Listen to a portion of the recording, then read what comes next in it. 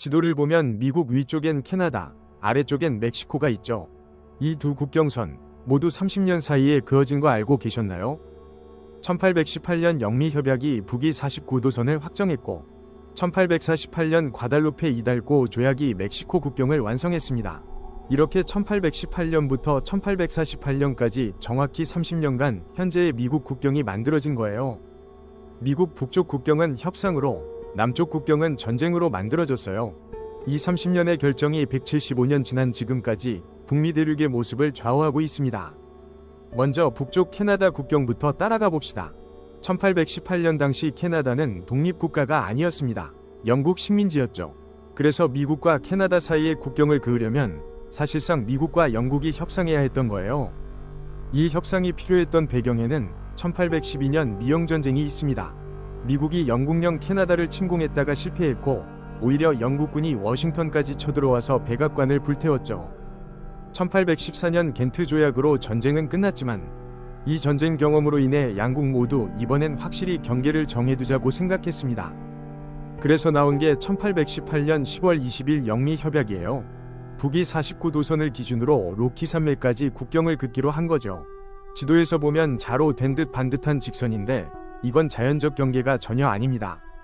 그냥 위도 49도가 깔끔하니까 하고 정한 정치적 편애거든요.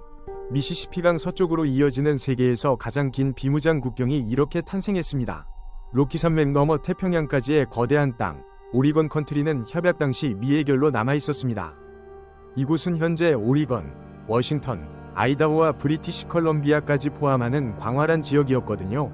1818년 이후 약 30년간 미국과 영국이 이 땅을 공동으로 관리했습니다.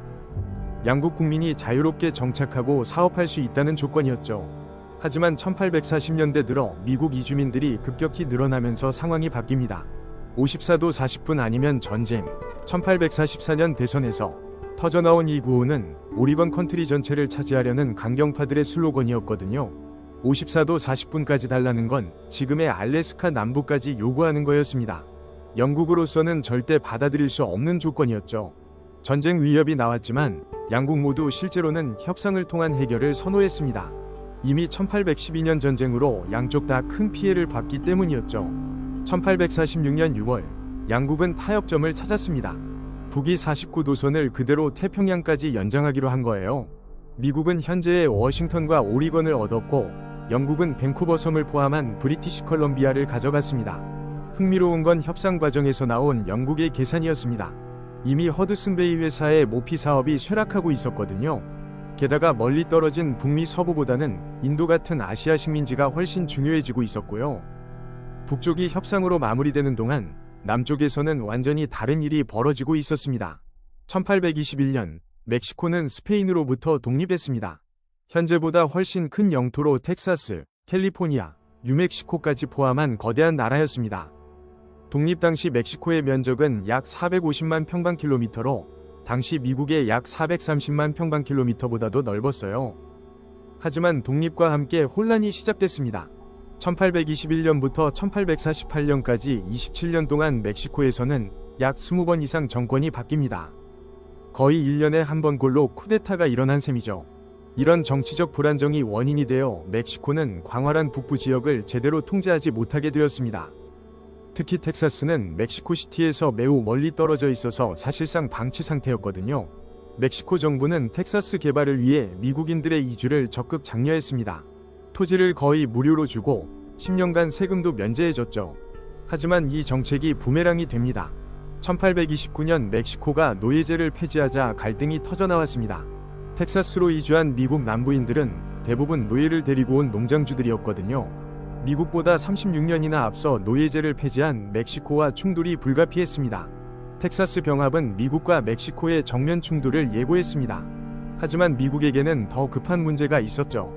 당시 미국에는 명백한 운명이라는 사상이 퍼져 있었습니다. 대서양에서 태평양까지 대륙 전체를 지배하는 게 하나님의 뜻이라는 팽창주의 논리였죠. 멕시코와의 갈등은 리오그란데 강에서 시작됐습니다. 1846년 4월 미군과 멕시코군이 충돌하면서 전쟁이 터집니다. 멕시코는 정치적 혼란 속에서 광대한 북부 영토를 제대로 방어할 여력이 없었습니다. 흥미로운 건 이 전쟁의 사상자 통계예요. 미군 전체 사망자 13,283명 중 전투 사망자보다 질병 사망자가 훨씬 많았습니다. 진짜 적은 멕시코군이 아니라 열대성 질병이었던 겁니다. 당시 미국 내에서도 이 전쟁에 반대하는 목소리가 있었어요.